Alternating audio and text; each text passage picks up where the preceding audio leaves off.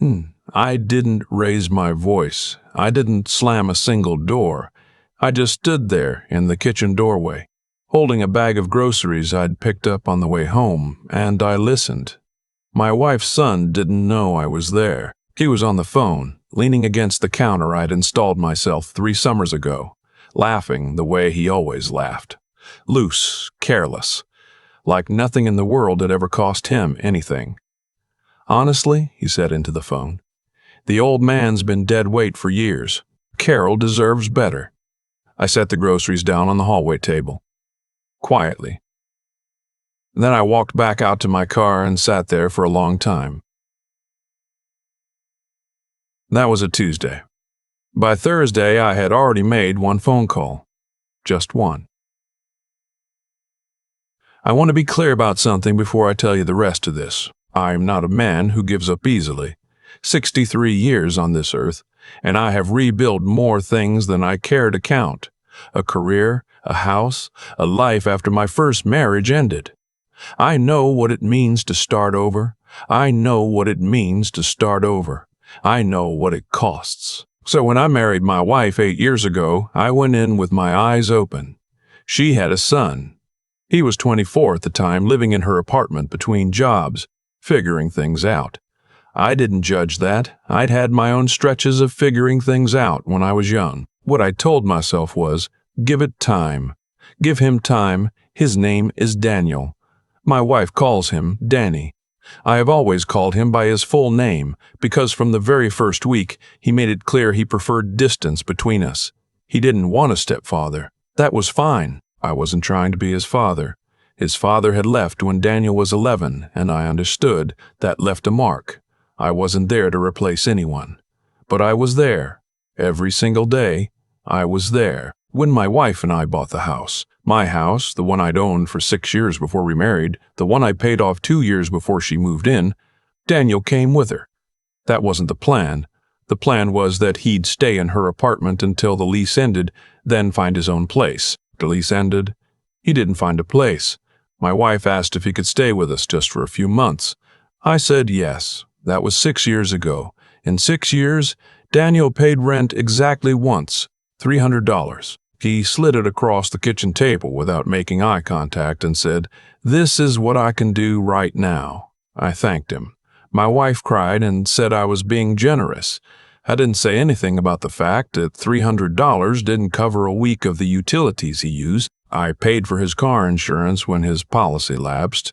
I co-signed a personal loan he needed after a business idea went sideways. He never paid it back, and the bank came to me. I bought groceries for a household of 3 on a pension and careful savings, while Daniel spent his money on things I didn't ask about and he didn't explain.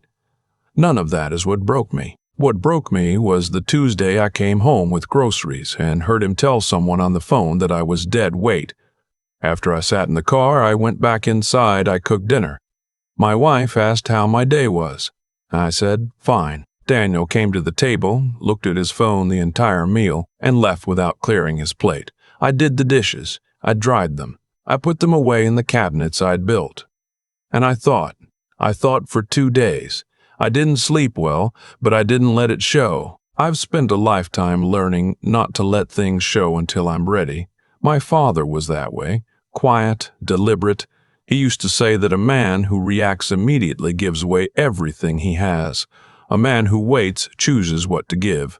On Thursday morning, my wife left for her book club. Daniel was still asleep. He rarely woke before 10. I went to my home office, closed the door, and called my attorney. Her name is Margaret, and she has handled my affairs for 15 years. I told her what I needed. She asked me one question. Are you sure? I said yes. She said she'd have the paperwork ready by the following week. I hung up. I sat for a moment. Then I went and made myself a cup of coffee and drank it on the back porch, looking at the yard I'd landscaped the summer before my wife moved in. The oak tree I'd planted as a sapling. The stone path I'd laid on my knees over a long weekend. I didn't feel angry. That surprised me. I thought I would. Instead, I just felt very, very clear. My wife's name is Carol. I want you to understand that I love her. or I loved what I believed she was, a woman who valued honesty, who understood fairness, who saw me. 8 years ago, when I met her at a mutual friend's dinner party, she laughed at something I said and looked at me like I was the most interesting person in the room. I hadn't been looked at that way in a long time. We dated for a year before I proposed. She was warm and funny, and she cried at old movies, and she brought me soup when I had a bad back. These things were real. I don't doubt them. But there was always Daniel between us, like a weight neither of us named directly. When I raised concerns about him, gently, carefully, the way I raised everything, Carol would get very still.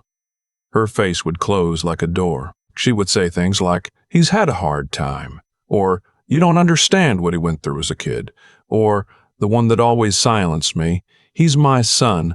I can't just throw him out." I never asked her to throw him out. I never asked her to throw him out.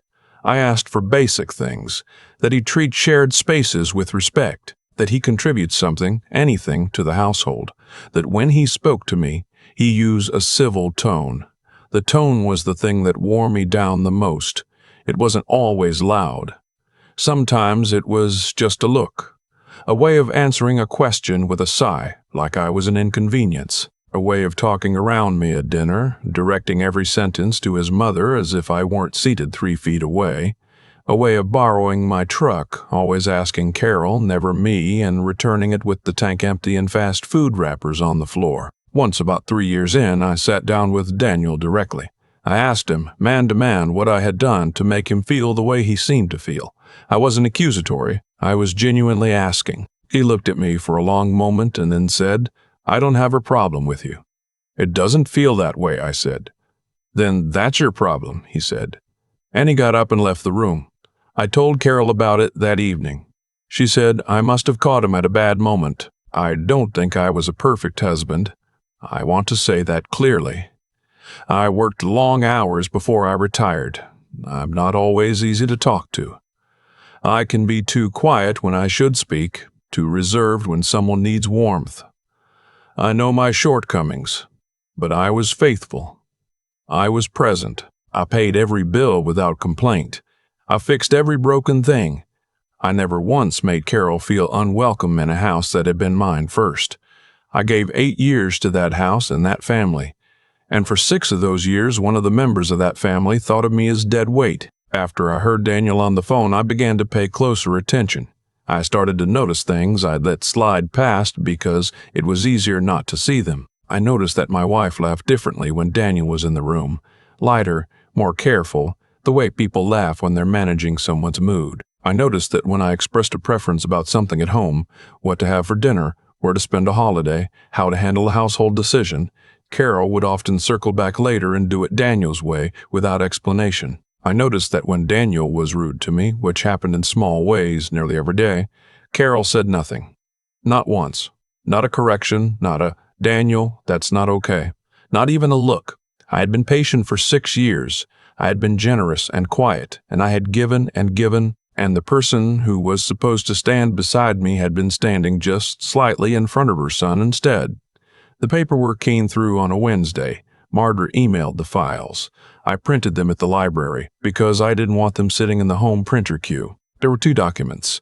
The first was a legal separation of property, clear, precise, establishing that the house was mine and mine alone, something that, because of how we'd handled our finances, had become legally muddied over the years. The second was a letter I wrote myself, 2 pages, calm, clear, not a letter of anger, but a letter of account. In it, I listed what I had contributed to the household in the last 6 years, not as a weapon, just as a record, the loan I'd co-signed, the insurance payments, the groceries, estimated conservatively, the repairs, the utilities, the property taxes. At the bottom, I wrote a single paragraph. I said, "I have been glad to provide these things. I do not regret any of it, but I am no longer willing to provide them without acknowledgement. I am no longer willing to provide them without acknowledgement. I am no longer willing to be invisible in my own home, and I am no longer willing to pretend that what I heard last Tuesday was the first time." I folded both documents. I put them in a plain white envelope. I wrote nothing on the outside. I set it on the kitchen table on a Thursday morning after Carol had left for an early appointment and Daniel was still upstairs. Then I packed a bag. One bag, practical, nothing sentimental, and I drove to a hotel 40 minutes away. I checked in under my own name. I called no one. I sat on the edge of the hotel bed and I breathed. For the first time in years, the air felt like mine. Carol called 6 times before noon. I let the first 4 go to voicemail. On the 5th, I answered. Her voice was high, tight, the way it got when she was frightened. She asked where I was. I told her I was somewhere safe and that I needed a few days. She asked if I was leaving her. I said I wasn't leaving anyone. I was sitting still for the first time in a long time, and I needed her to do the same. She started to cry. I waited. Marcus, she said. And that's my name, Marcus. What does that envelope mean? It means what it says, I told her. The house is mine, I said. It was mine, I said. It was mine before you moved in. It's going to be mine going forward. That's not a threat. That's just clarity. She was quiet for a long moment. Then she said, Daniel is upset. I waited again. I thought maybe she'd hear herself. I gave her time. Carol, I said finally, I came home Tuesday and I heard your son tell someone on the phone that I'm dead weight. Silence. He said you deserve better. I continued. He's been living in my house for 6 years. I co-signed a loan I'll never see repaid, and on Tuesday, that's what he thinks of me. She didn't deny it. She didn't say she would talk to him. She didn't say she would talk to him. She didn't say it was wrong. She said, he's been struggling. I said, I know. I've been helping him struggle for 6 years. I told her I'd be at the hotel for 4 days. I asked her to think about some things. I said that when I came back, and I intended to come back, because I was not a man who ran from hard conversations, I needed us to have a real one. Then I said goodbye and I hung up. The 4 days were quiet. I slept more than I had in months. I read. I went for walks in the morning along a path near the hotel, watching the season change in the trees. I ate my meals slowly and without the low-level tension that had become so normal in my own dining room that I had stopped noticing it. On the 3rd day, Daniel called. I was surprised enough that I answered. He didn't say hello. He said, Was that necessary? I said, Was what necessary? All of it, he said. The envelope. The lawyer scaring my mother. I let a moment pass. Daniel, I said, I'm going to ask you something, and I want you to answer me honestly. He didn't say anything. I took that as a yes. Do you think of me as dead weight? A long silence, long enough that I could hear him breathing. I say things, he said finally. It doesn't mean, that's not an answer. I don't know, he said. I don't know, he said. Sometimes you're just there, and she changes when you're there. She changes how? She worries more. About things. About me. I understood then more than I had before. He didn't resent me because I was unkind. He resented me because I was unkind. He resented me because I was another person who had a claim on his mother's attention. He was 32 years old, and he still needed to be the center of that orbit. I felt something I hadn't expected to feel toward him. Something close to pity. Your mother has been managing you, I said quietly, for years, and I think she's worn out from it, even if she'd never say that, and I think some part of you knows that. He didn't answer. I'm not your enemy, I said. I never was. But I will not be your financial safety net while you treat me like furniture. That part is over. When I came back on the 5th day, 1 day longer than I'd said, Carol was in the kitchen. She'd made coffee. There were 2 cups on the table. She looked older, not in a cruel way, just tired. The kind of tired that comes from a few days of sitting with something you've been avoiding. She told me Daniel had moved out. He'd called a friend, packed his car, and left the morning after his phone call with me. I asked how she felt about that. She said she didn't know yet. I nodded. We drank our coffee without talking for a while. The kitchen was very quiet. Through the window, I could see the oak tree in the backyard, the one I'd planted, and the stone path I'd laid with my own hands. "I didn't stand up for you," Carol said. She didn't say it the way people say things when they want credit for saying them. She said it the way people say things when they've been carrying the weight of it alone for days and they're finally just setting it down. I told myself I was keeping the peace. But that's not what I was doing. "No," I said, "it wasn't. I was afraid of losing him." "I know. I kept thinking," she said, "if I pushed back on Daniel, he'd pull away. And I couldn't. After everything with his father, I just couldn't lose him too." I looked at her. "You were so patient," she said. "I kept thinking Marcus can handle it. Marcus doesn't need me to say anything. Marcus is fine." "Carol," I said, "everyone needs someone to say something." She put her hand on the table, not reaching for me, just placing it there, open. I looked at it for a moment. "I need you to understand something," I said. "I'm not angry. I'm past angry.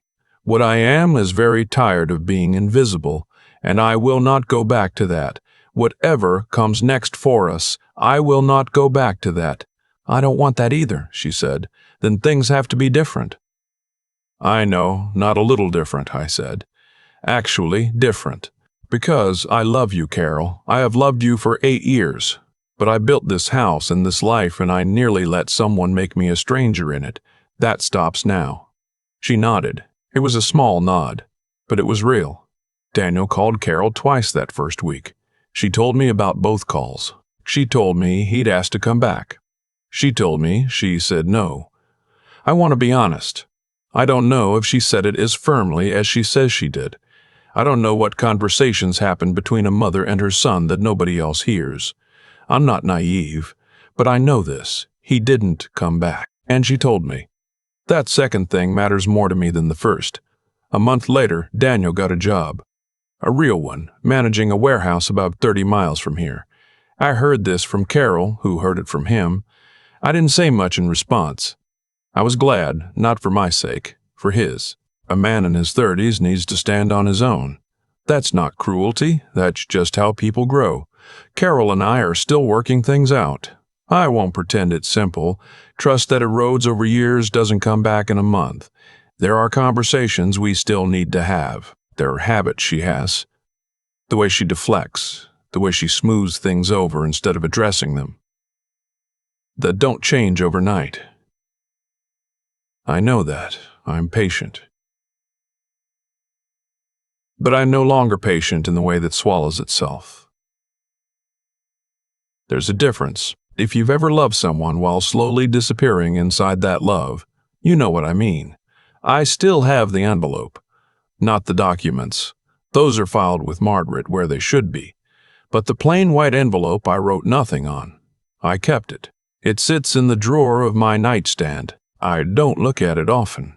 But sometimes, on a morning when the old pull starts, the pull to let something go, to keep the peace, to be smaller and quieter and more convenient, I open the drawer and I look at it.